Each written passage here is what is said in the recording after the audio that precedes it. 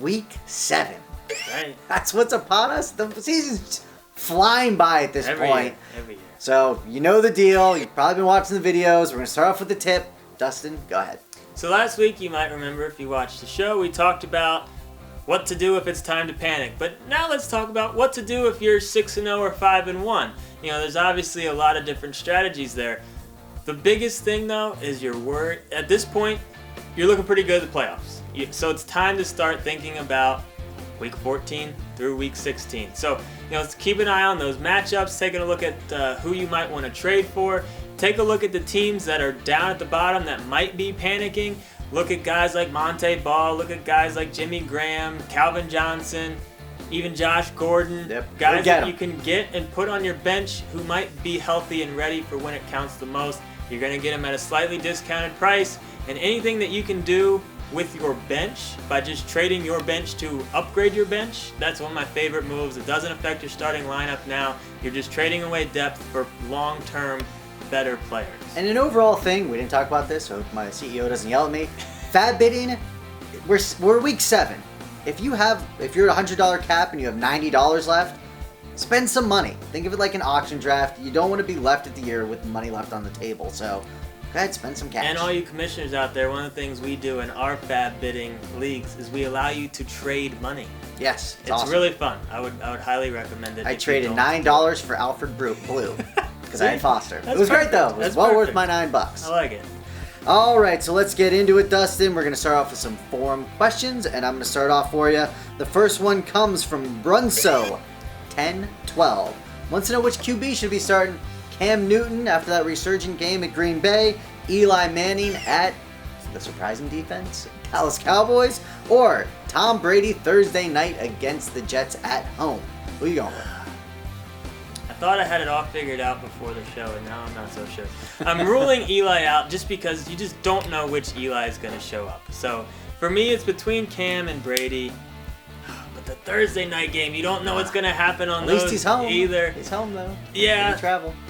I'm using the tiebreaker for the home game, taking the gamble on Tom Brady Thursday night. I do love Cam. I think he's running again. I think he's back to being what he was last year. But I think Brady, and it's against the Jets. He seems to always do well against the Jets. I'm shocked you went that way, actually. It's tough. It's definitely tough. All right, Jason C314 wants to know, can I drop Hyde? There's some decent pickup potential. The biggest one that makes most sense would be Randall because he's a Murray owner, but what's the deal with Hyde? Can you drop him? The other two is Smith and Crowell. We gotta let the fans know what the other options are. But rolling those two out, just because the upside of Hyde if Frank Gore goes down is probably a top 12 running back from this point forward. I actually think he's a better runner, so if Frank Gore goes down, I think that actually helps the 49ers. But with that said, I see why you want Randall, but if Murray goes down, I know the offensive line's getting all this love, but I think Dunbar plays a much bigger role. I think Randall on that, I don't think he'll be a top 12 necessarily if Murray goes down. I would roll the dice. If you want to play it safe, handcuff him. Part 2 of this, if you're like a first place team though, you're 6-0, feeling good, go ahead and handcuff him because you can sit on your bench just so you know that. And also, if you have a higher waiver, like a waiver 8 or 9, maybe you want to get Randall. If you have like number 1 waiver, just sit on it and don't use it, and then if something happens, you can pick him up.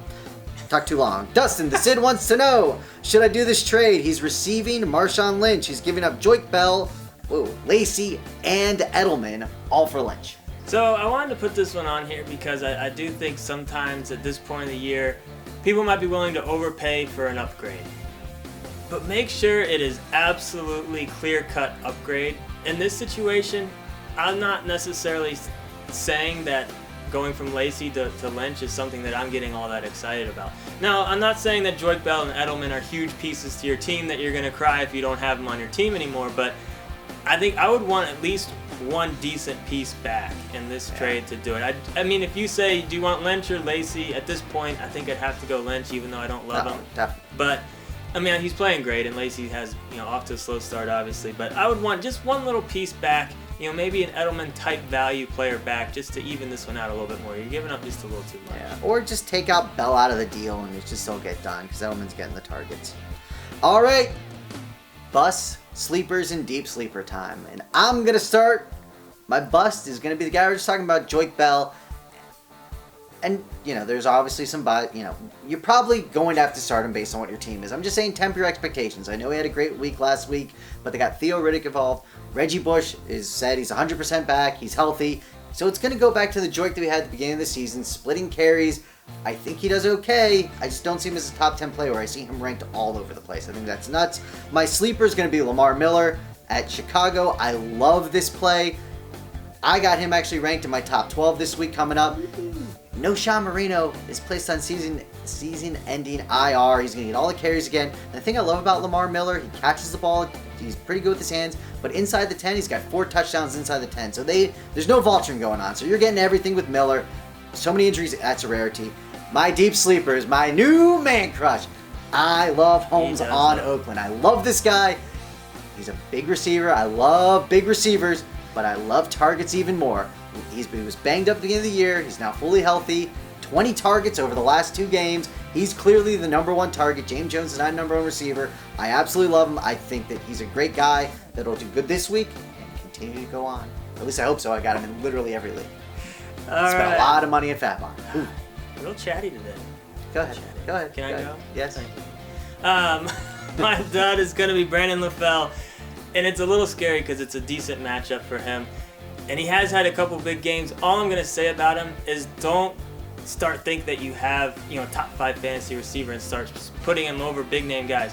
There's a decent chance that he has another big game, but I still think he's too hit or miss in that offense for me to trust him. My sleepers, Cam Newton. I know I went against him a little bit earlier, but Green Bay's not that easy to pass on, but that's not why you have Cam Newton. If he rushes for another 75 yards, he doesn't need to throw for that many yards for him to be effective, and their running game's terrible. He is their running game. And my deep sleeper's Jared Cook. I think a lot of people are going to look at that matchup at Seattle and steer clear of Cook, but he gets a ton of targets for that offense. They're going to be playing from behind from probably the first 5 minutes of the game. I actually think Cook, especially in PPR leagues, could have a decent game this week. All right, for Mr. Michael Barkley, his dud is going to be Matt Asiata. He only had 3 carries last week, or 3 touches, compared to McKinnon's 17. So clearly there seems to be a changing of the guard there. Mike thinks he's going to get more touches, but still he's going to be the short end of the stick. Yeah, he's a dud. You just can't start him or his bust. His sleeper is going to be Smith with the Atlanta Falcons. He's a boomer bust running back. It's weird. It's like give him the ball. It's like he's a Kenny Stills deep threat wide receiver, but he's just a running back that breaks off 40-yard touchdown runs every game. He's scored in 4 straight. Not a great matchup, but he's an injury-great fill-in replacement. And his deep sleeper is going to be Landry for the Miami Dolphins at Chicago. He hauled in 6 catches on 8 targets last week, 75 yards and a score. Looked really, really good playing in the slot. Looked really comfortable. Definitely is taking over. Gibson was hurt, that's why he played. But he's got that job. He looked great. Deep sleeper play, especially in a PPR league. And if you didn't watch Anton Smith's touchdown from last week, go check it out. The guy gets the ball and you just gotta watch it. Good descriptive words. He gets the ball. The way he moves, he's one of those guys, he's running fast and you just know he's going fast. Man. FST 2014 on FanDuel. Win some money. For the CEO and President of Fantasy Smack Talk, Dustin Barkley, I'm Brent Namco. Good luck this week. Give him the ball.